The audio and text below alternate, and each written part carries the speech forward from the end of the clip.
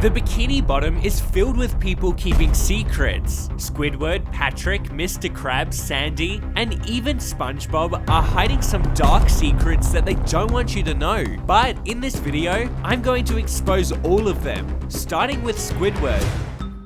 So we all know Squidward J Tentacles, famous for his big nose, array of artistic abilities, and overall negative attitude. And what could be better than serving up smiles? Being dead. In the show, he works with and lives next to the main character of the show, SpongeBob SquarePants, and the relationship between these two characters is very interesting. There are small moments throughout the show where they seem to genuinely get along. However, for the majority of the series, they do not like each other. Shut your half-wit pie holes! Well, let me correct myself. SpongeBob does see Squidward as a friend, but Squidward is constantly being annoyed by SpongeBob's antics. Seeing how annoyed Squidward gets at SpongeBob, you may be wondering, why doesn't Squidward quit his job, sell his house, and move as far away as he can from SpongeBob? Well, in simple terms, he can't, because SpongeBob's family is actually paying Squidward to look after SpongeBob. It's time to grab some popcorn and strap yourselves in, because this theory is going to be a wild ride. So the main question you may be wondering is, why would Squidward need to look after SpongeBob? Well, for many years, people have speculated that SpongeBob may have a form of autism, and was for a long time living under the care of his family. That is, until his parents thought it would be a good idea for SpongeBob to live on his own, so he can be more independent. They bought him a brand new house and hired Squidward, the next door neighbor at the time, to watch over SpongeBob and make sure he's doing okay. And yeah, this sounds like a cool theory, but where's the proof? Well, let's start with the most important part of this theory, the idea that SpongeBob has autism. When you begin to examine SpongeBob's behavior, it does seem plausible that SpongeBob may have autism. This is a list of autistic traits that people claim SpongeBob exhibits. But before we continue, I just want to acknowledge that this list doesn't represent all autistic people, as autism is a wide spectrum, and people with autism express themselves in various ways. That being said, let's investigate the claim that SpongeBob is autistic. One of the most obvious traits that SpongeBob displays is his inability to read social cues. Throughout the show, SpongeBob isn't really good at recognizing people's emotions. He doesn't understand that he annoys Squidward, nor does he realize when Squidward gets angry at him. SpongeBob also struggles to control his emotions, which is another trait of autism. He often becomes upset about very small things, and can become overly frightened by small things too. SpongeBob also seems to take things very literally, not understanding metaphorical language. For example, in the episode Squid on Strike, Squidward tells SpongeBob that he wants to dismantle oppression board by board, which SpongeBob takes literally, as he begins to destroy the Krusty Krab. Many autistic people also have a special interest, which is basically an area of their life that they feel extremely passionate for. In SpongeBob's case, that's fry cooking, a job which many people would hate to do, but SpongeBob seems overly fixated on, even becoming upset when he's unable to flip those juicy patties. So, as you can see by this list, SpongeBob exhibits various traits of autism. However, if you're still not convinced that SpongeBob may be autistic, the voice of SpongeBob himself, Tom Kenny, says that SpongeBob is in fact a little bit autistic. So now that we've established that SpongeBob is autistic, we need to figure out why Squidward was chosen to look after SpongeBob, and why he even agreed to it. Cause I mean, he obviously hates being around SpongeBob. Well, it's a long story. A really long story. So long in fact, that it begins in prehistoric times. In the episode, Ugh, we see primitive versions of SpongeBob, Squidward, and Patrick getting up to nautical nonsense. This mostly focuses around them discovering fire.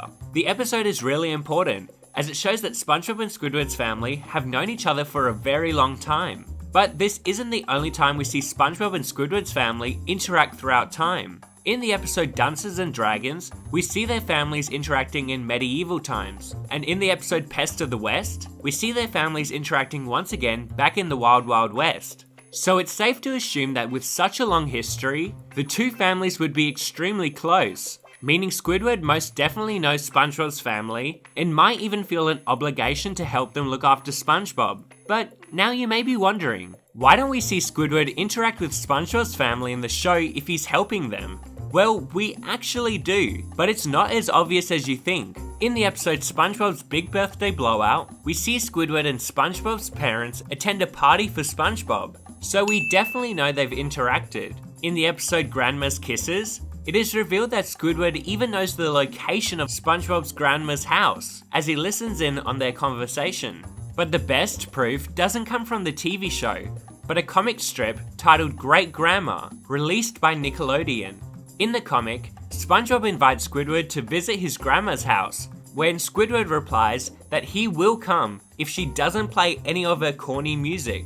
How does Squidward know what type of music SpongeBob's grandma plays if he hasn't visited her before? Later in the comic, Squidward ends up visiting SpongeBob's grandma and even states that he wants to visit her again without SpongeBob because they both share the same interests and get along very well. So there is solid evidence that Squidward and SpongeBob's family have definitely interacted in some way or another. However, there doesn't seem to be enough evidence to prove that they have talked specifically about looking after SpongeBob. But the lack of evidence may be evidence itself. So if it's true that SpongeBob's parents hired Squidward to look after SpongeBob, they wouldn't want SpongeBob knowing, because the whole point of it is to make SpongeBob feel independent. And since the show is based on SpongeBob's perspective, it would make sense that we don't see much evidence of this happening in the show, as it's trying to be hidden from SpongeBob.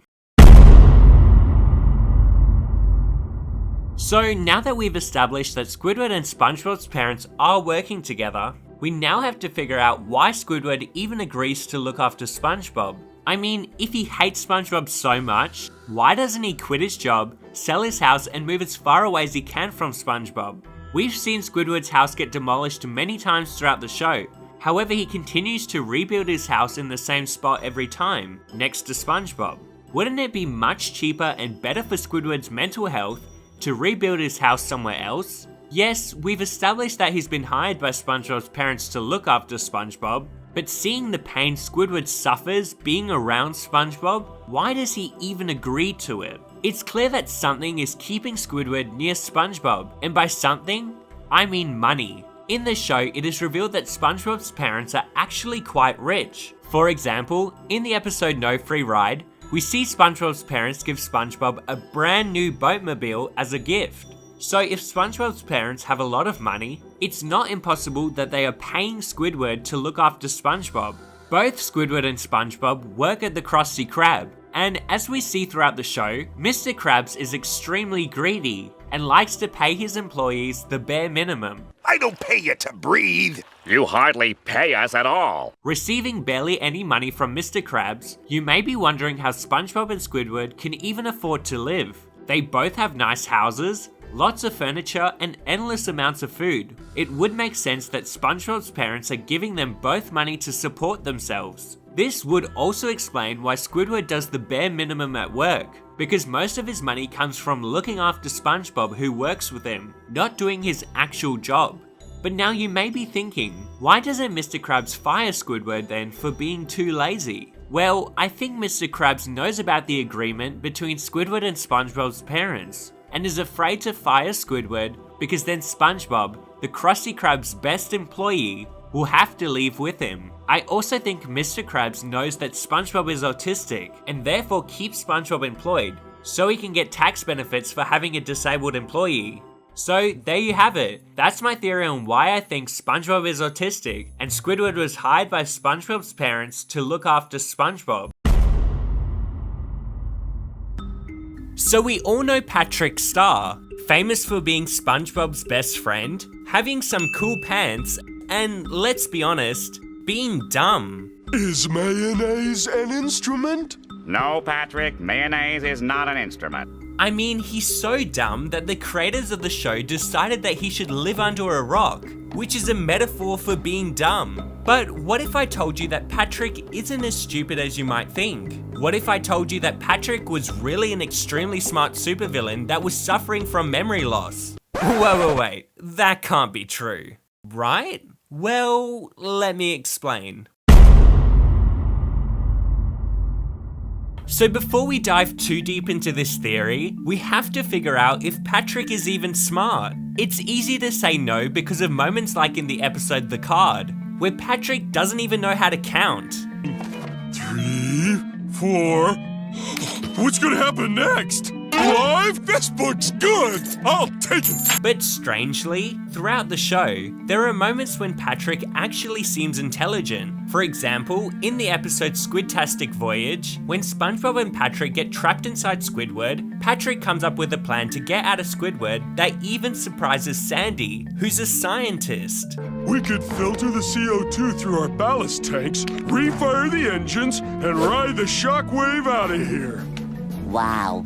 He's right. But the strange thing is, even when Patrick is smart, it doesn't last long. Take this scene for example in the episode Copybob Ditto Pants. Life is but a walking shadow.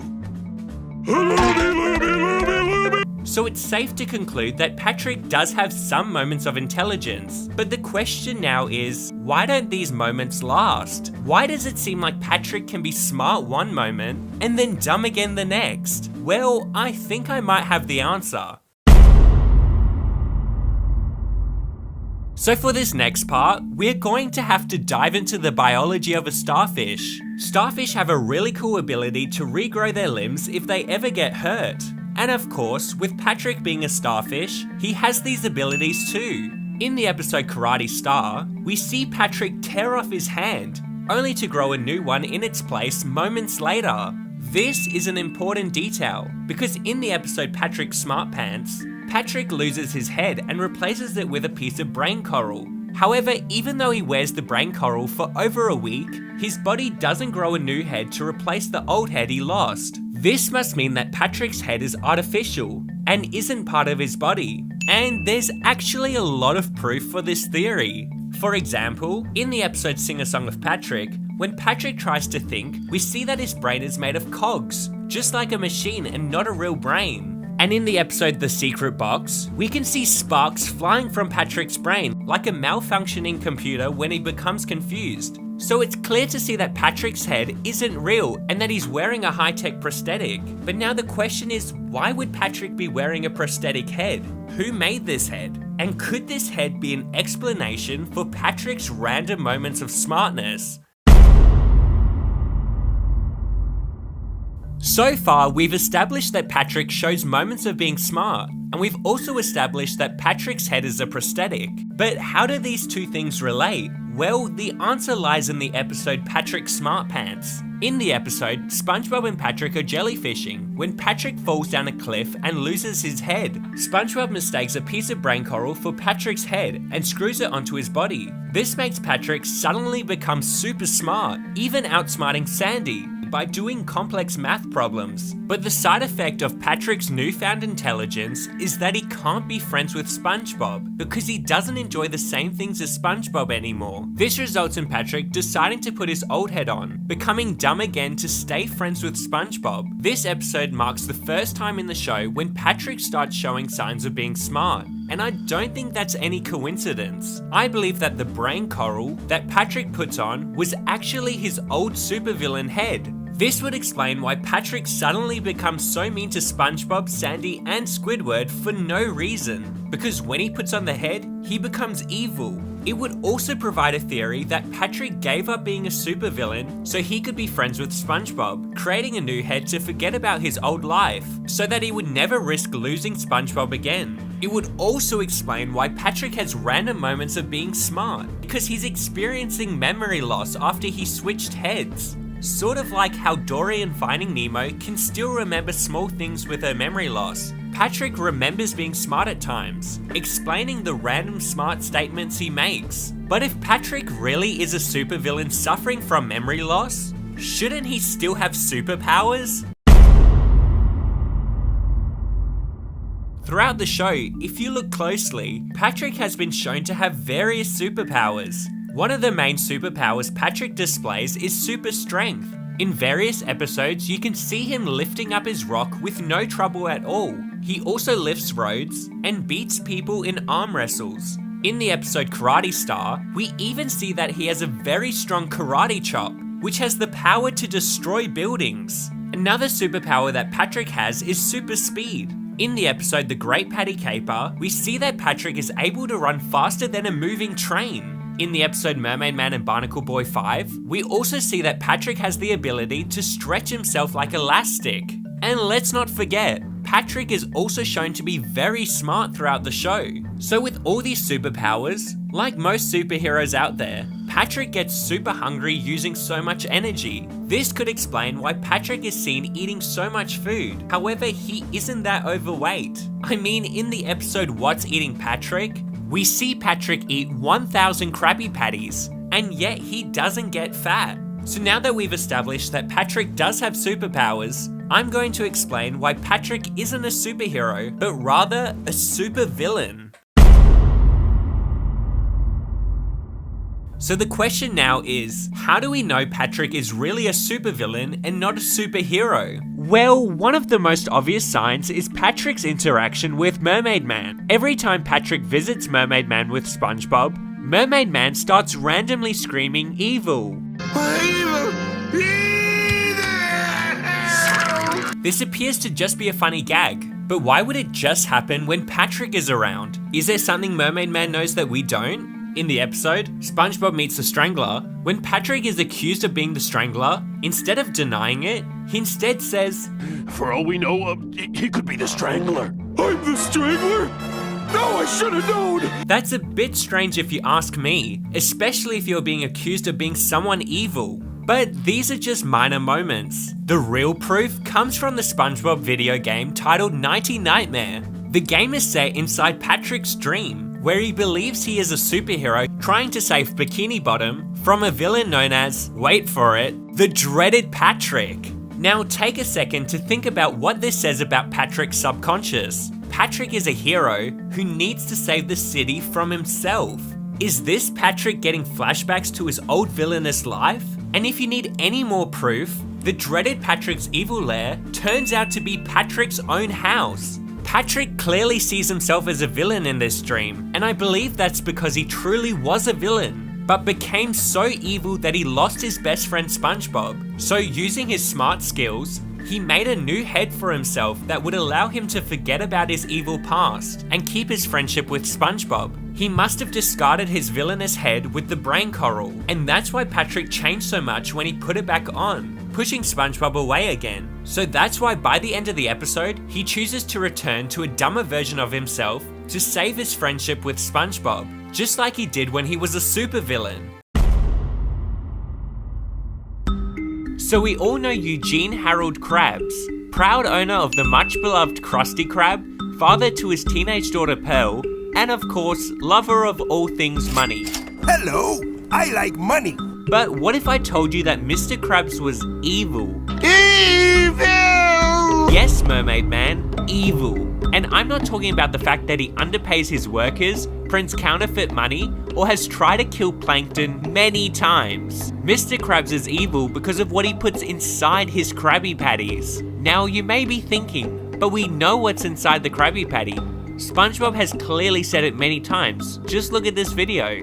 First bun, then patty, followed by ketchup, mustard, pickles, extra onions, lettuce, cheese, tomatoes, and bun, in that order. And yes, this is true. But I'm not talking about the ingredients of the Krabby Patty as a whole. I'm talking about the ingredients of the actual Krabby Patty. Mr. Krabs has clearly gone through extreme lengths in the show to protect the Krabby Patty formula. But why? Surely if Plankton steals the formula and makes a replica Krabby Patty, people would still be loyal to the Krusty Krab. I mean, if Burger King made a rip-off Big Mac, people would still choose the Big Mac. So this must mean Mr. Krabs is hiding something in his formula that he doesn't want getting out. But what? Well, I've got 3 different theories that may just explain what Mr. Krabs is hiding. Theory number 1. This first theory has been circulating around the internet for quite some time now. It all started when people noticed that the Krusty Krab looked awfully similar to a crab trap in real life. Then people started realizing that there weren't many crabs in the Bikini Bottom at all. As a result, many people believe that Mr. Krabs has been capturing his fellow crustaceans and cooking them up for Krabby Patty meat. I mean, the burger is called the Krabby Patty, and in the Dutch version of the show, the Krabby Patty is even straight up called a crab burger. So could the secret ingredient be crab meat? If you take a look at the Krusty Krab menu, you will see that every item on the menu has its key ingredient in its name. Coral bits are made of coral, kelp shakes are made of kelp, so naturally Krabby Patties must be made of crab. And if you want even more proof, in the episode Midlife Crustacean, Mr. Krabs can be seen taking a bite of a Krabby Patty before uttering, So that's what I taste like. "So that's what I taste like." Mr. Krabs is basically confirming the theory. But despite the evidence, many people have been quick to point out some problems with this theory. In the episode Cracked Crabs, Mr. Krabs attends the cheapest crab convention. Here, there are clearly many crabs who attend, throwing doubt onto the idea that Mr. Krabs is a mad killer. However, you must remember that this convention happened outside the Bikini Bottom, and Mr. Krabs still needs meat for his Krabby Patties. Another problem people have is that Nickelodeon has publicly denied this theory. Someone had posted about this theory, to which Nickelodeon actually commented saying, "We can 100% confirm that Krabby Patties are not made from crabs." I don't know about you, but unless the official creators of SpongeBob deny this theory, I can't be sure. In my mind, I think this was just a way of protecting Nickelodeon's reputation. Along with the comment, Nickelodeon also released the official ingredients for the Krabby Patty, where Nickelodeon stated that the Krabby Patty was made of imitation crab meat, or fake crab, basically ruining the theory. But to be honest, this recipe doesn't make Mr. Krabs any less evil, and I'll explain why in theory number 2.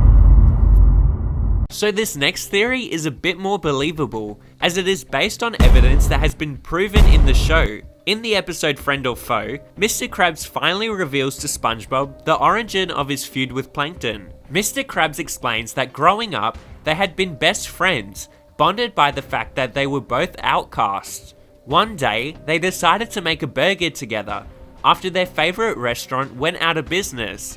But in the classic Mr. Krabs and Plankton spirit, their endeavour ended in an argument. They ripped the recipe in half, with each of them taking a piece. On Plankton's piece, it is clearly revealed that the burger contained a pinch of chum. Now it's important to note that the burger that they had created, also known as the Plab Patty, wasn't a Krabby Patty. However, many believe that the recipe was used by Mr. Krabs to create the Krabby Patty later on. I mean, Plankton used his piece to establish the chum bucket. If this is true, the secret ingredient to Krabby Patties could be chum. For those who don't know what chum is, it is basically ground up fish. Therefore, it would make sense why Mr. Krabs wants to hide the recipe, because he doesn't want his customers knowing that they are eating their fellow fishy friends. Not to mention that Mr. Krabs probably has to catch and kill the fish himself to make sure his secret doesn't get out. And judging by how many Krabby Patties have been made throughout the show, that's a lot of fish, meaning Mr. Krabs could probably end up spending the rest of his life in jail if he's caught. Mr. Krabs' reliance on chum may also explain why he kept the recipe hidden from Plankton. Plankton's whole restaurant is dedicated to chum, meaning Plankton could probably produce Krabby Patties faster than Mr. Krabs, running the Krusty Krab out of business. Before, I had mentioned the official Krabby Patty recipe Nickelodeon released, where it is revealed that the Krabby Patties are made of imitation crab, or fake crab meat. You know, the same crab meat you get when you order sushi. This actually supports the theory that Krabby Patties contain chum, as imitation crab is typically made of ground up fish. Yes, that's right, in other words, chum. With all this evidence from the show, and basically confirmation from Nickelodeon themselves, this theory makes the most sense. Theory number 3.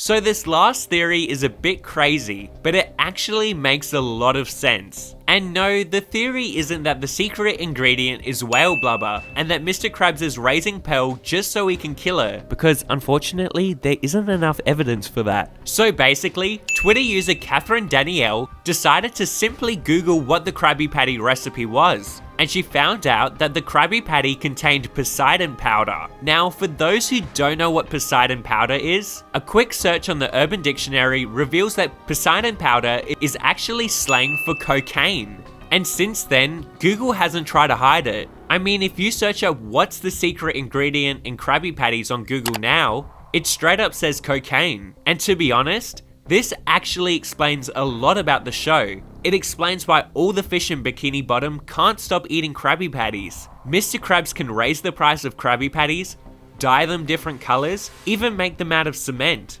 People will still keep coming back for more Krabby Patties because they are literally addicted. It also explains why SpongeBob is so hyper all the time, because he consumes the most Krabby Patties out of everyone in town. But the thing that makes this theory the most believable is Squidward's interaction with Krabby Patties. Throughout the show, Squidward has blatantly refused to eat Krabby Patties. Here, try this. Get that garbage out of my face. However, in the episode Just One Bite, SpongeBob finally convinces Squidward to take a bite of a delicious Krabby Patty. Immediately, Squidward is hooked, and he begins doing whatever he can to get his hands on another Krabby Patty. I gotta have more. I gotta have more. I gotta sneak one. Just one. Then I'm off the stuff for good. While this is going on, he even starts hallucinating about falling in love with a Krabby Patty. If you ask me, these scenes definitely make it seem like he's on something. Finally, when he is eventually able to find a stash of Krabby Patties, he starts eating as much as he can, before ending up in hospital. Overeaten or overdosed, you can decide, but this scene definitely confirms something overly addictive is present in the Krabby Patty. The episode called The Great Patty Caper also supports this idea. As in the episode, it shows us that the Bikini Bottom residents suffer severe withdrawal symptoms from the Krabby Patties, similar to that of a drug user.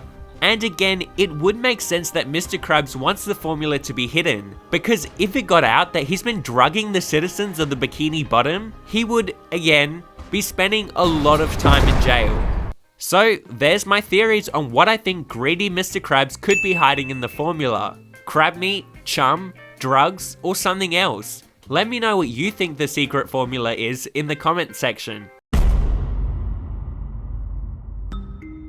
So we all know Sandy Cheeks, famous for her amazing karate skills, astronaut looking outfit, and crazy inventions. But have you ever wondered what Sandy is doing in Bikini Bottom? Why would a squirrel from Texas choose to live underwater? And how does she even afford to live underwater, considering she doesn't have a job? Well, what if I told you that Sandy was secretly hired to study the residents of Bikini Bottom, and that she actually created Plankton's computer wife Karen to help her, which almost caused the destruction of the whole Bikini Bottom? So before we dive into this theory, we have to figure out why Sandy is living in Bikini Bottom. I mean, for a squirrel that's constantly singing about how she wants to go, oh, oh, oh, oh, what's keeping her in Bikini Bottom? Well, the answer lies in the episode Chimps Ahoy. In the episode, we learn that Sandy works for Tree Dome Enterprises, a company that is led by 3 chimp bosses called Professor Percy, Lord Reginald, and Dr. Marmalade. Throughout the episode, we see Sandy struggling to come up with inventions to impress them, as she fears that if she cannot come up with an invention that is good enough, the bosses could tell her to leave Bikini Bottom. However, Sandy, being the incredible genius she is, manages to come up with an invention just in time. An invention which makes the bosses extremely happy.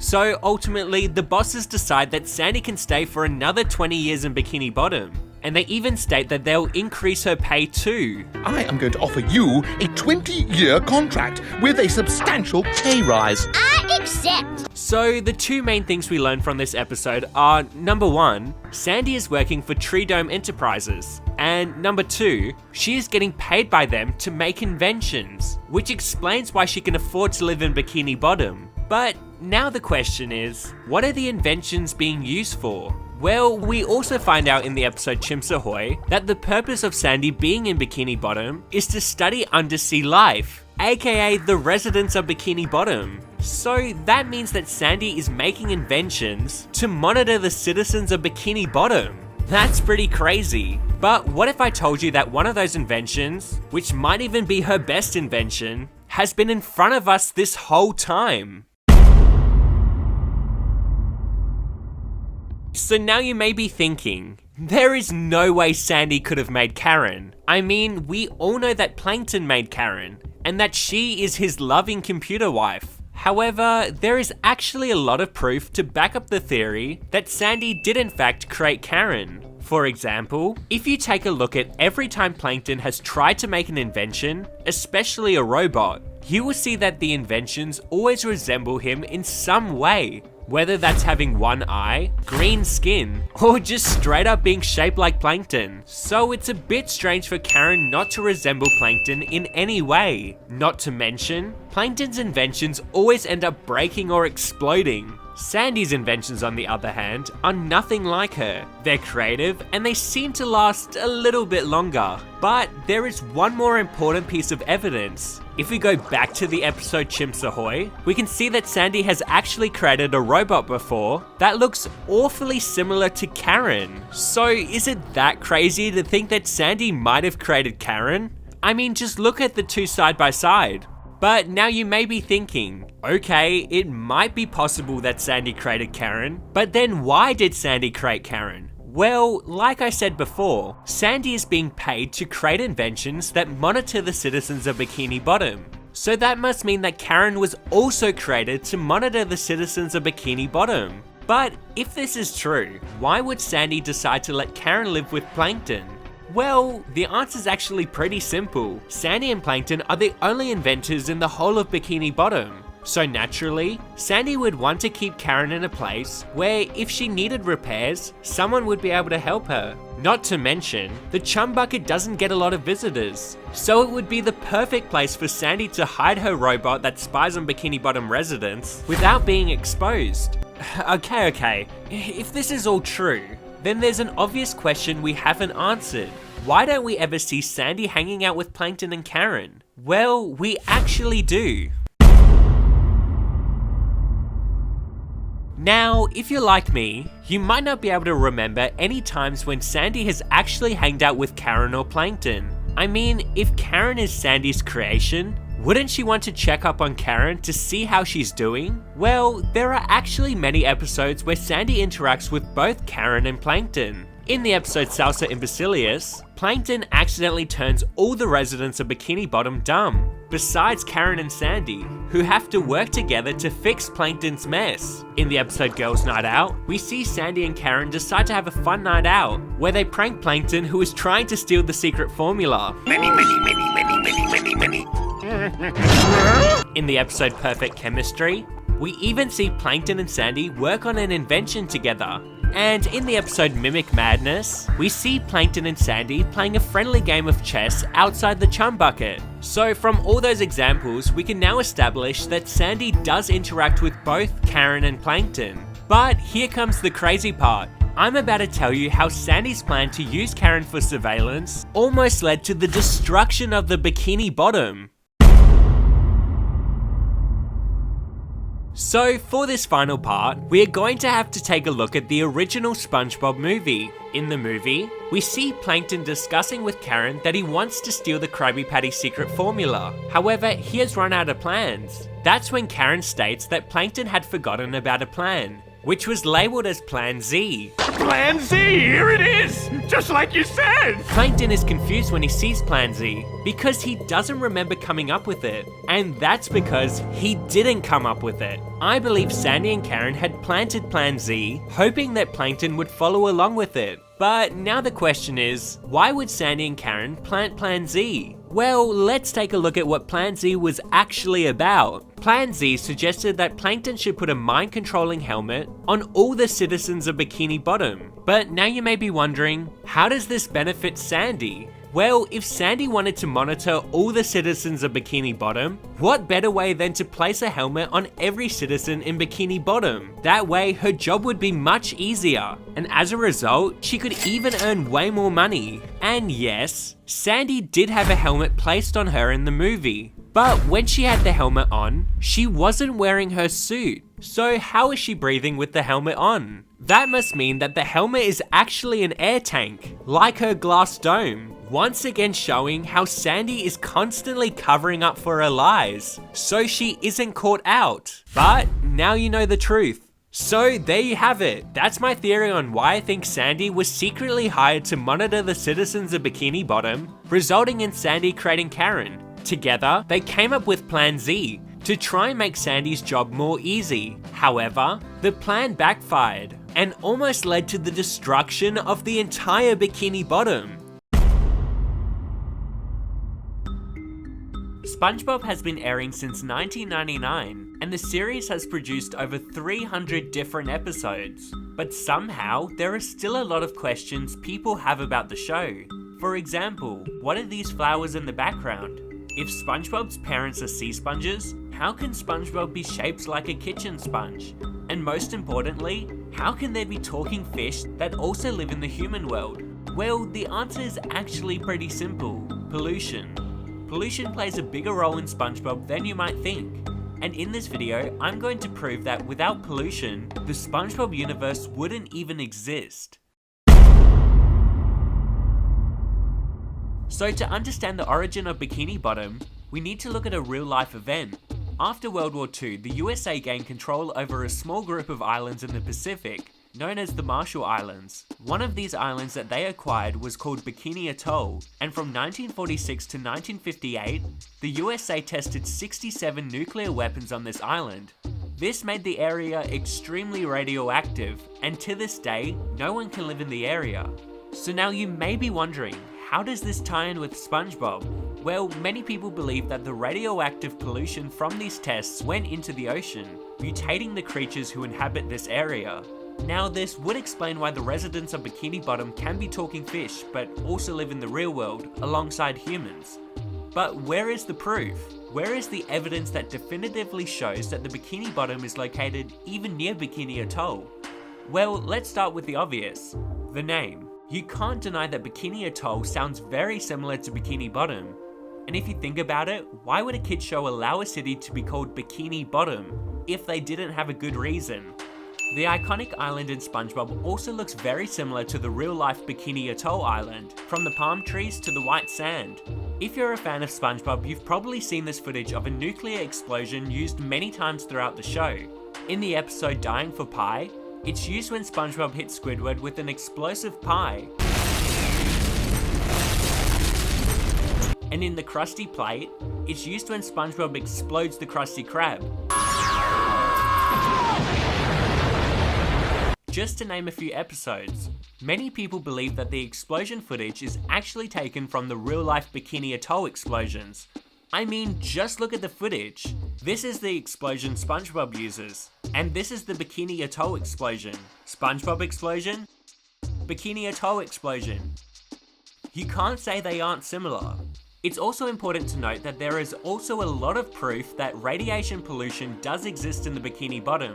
In the opening of The Monster Who Came to Bikini Bottom, we see Patrick open a nuclear waste container. The radioactive liquid from inside spills onto the floor, transforming some of the barnacles into a giant monster.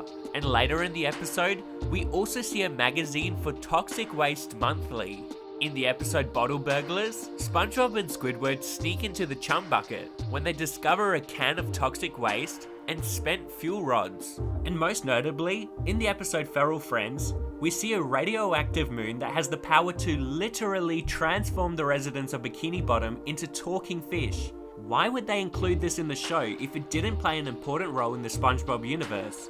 The presence of radiation pollution in the Bikini Bottom may also explain why we constantly see humans investigating the Bikini Bottom. Maybe the humans want to see the effect radiation has had on the sea life around Bikini Atoll. I mean, if SpongeBob was located in some random location, the chances of humans even finding the Bikini Bottom is slim. I mean, humans have only explored 5% of the ocean. It makes much more logical sense that humans were trying to investigate the effects of the Bikini Atoll explosions and happened to stumble upon the Bikini Bottom as a result. So it's pretty clear that radioactive pollution does play a significant role in the show, because without it, the SpongeBob universe wouldn't even exist. But this isn't the only type of pollution that plays a critical role in the show. The Bikini Bottom may be one of the most iconic places in cartoon history, home to an array of beloved characters, filled with memorable places such as the Krusty Krab, Chum Bucket and Glove World, not to mention its unique design. Speaking of the design of the Bikini Bottom, have you noticed how much pollution is in the city? For instance, take a look at the houses. Most fish who live in the Bikini Bottom don't live inside coral, like, you know, normal fish. They instead live inside car mufflers. Lots and lots of car mufflers. And the main characters of the show also live in pollution. Squidward lives in an Easter Island statue, Mr. Krabs lives in an anchor, even SpongeBob lives in a pineapple, which we see fall off a boat in the episode Truth or Square. If you take a look at the shops and restaurants around the Bikini Bottom, we also notice that they are made up of pollution too. For example, the Krusty Krab is made from a crab trap, the Bargain Mart is made from a pirate's chest, even the Bikini Bottom Mall is a giant shipwreck. But would you be shocked if I said that SpongeBob, the main character of the whole show, only exists because of pollution too? For many years, people have been trying to figure out how SpongeBob can be related to his parents, because they are sea sponges, while SpongeBob is a kitchen sponge. It's pretty obvious that SpongeBob can't be from the ocean, so he must have been a form of pollution that made his way to the Bikini Bottom. Is it that hard to believe SpongeBob's parents adopted him when he was younger? Some people may argue that this scene in Truth or Square shows SpongeBob in his mother's womb. However, there is no way that SpongeBob would remember being in his mum's womb. I mean, do you? So that must mean that SpongeBob was a polluted sponge that was adopted. Crazy, right? So it's fair to conclude that without pollution, the residents of the Bikini Bottom wouldn't have a city to live in, and SpongeBob wouldn't even be alive, showing the importance that pollution plays once again within the show. However, just because pollution plays such a big part of the show, doesn't mean that the creators of SpongeBob have encouraged it, however. In the episode High Sea Diving, we see SpongeBob trying to swim to the surface, when he becomes blocked by a pile of trash. The episode tries to highlight not only the large amounts of trash present in the Bikini Bottom, but in the ocean as a whole. So far in the video, I've talked about how pollution has been responsible for the creation of Bikini Bottom as a society and a city. But what if I told you that there was one more thing that pollution was responsible for in the show? The background. More specifically, the floating flowers we see appear in every episode. If you're like me, you've probably noticed these flowers, thought they looked pretty, and moved on. But have you ever stopped to really think about what these flowers might be? I mean, they can't be seaweed because we see seaweed in the show. And it can't be actual flowers because they also appear in the show. Many people also think that the flowers are the underwater version of a cloud. However, throughout the show, we see clouds in the Bikini Bottom many times. So what can the flowers be? Well, many people believe that the flowers are actually made out of oil and is the result of an oil spill. I mean, if you look at this photo, you can see the array of colors being produced by this oil spill. And this would also explain why the flowers appear to be every color of the rainbow, because they can be. In the episode No Pictures Please, we even see Squidward appear to be inside one of the flowers. And guess what? The area inside is black, just like oil. If you want more proof that the flowers are actually oil, according to the UNESCO World Heritage Site, there is a high presence of oil in the Bikini Atoll area. So it's more than likely that the stars are actually made up of oil, showing once again the impact pollution has had on the Bikini Bottom. So that's my theory on how pollution not only created the Bikini Bottom, but helped it thrive as a city too. Let me know if you believe this theory by commenting what you think in the comments. And while you're there, make sure to hit that subscribe button so you never miss a video. Thanks for watching all you cool jellyfish, and I'll see you next time. Bye!